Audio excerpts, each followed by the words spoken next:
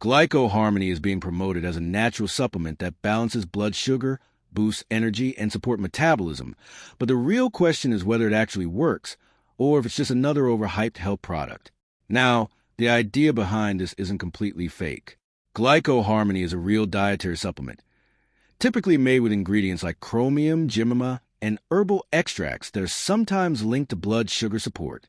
However, here's the key point.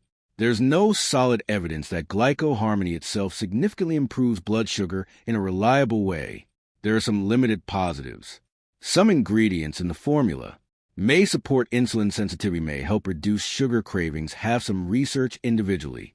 But these effects are inconsistent and usually mild, not a replacement for proper treatment.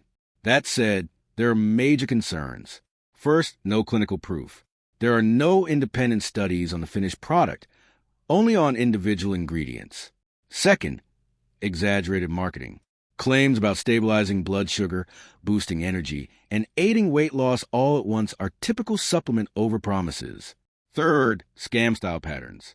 Some promotions include fake or exaggerated testimonials, limited time, discounts, unrealistic claims like reversing diabetes.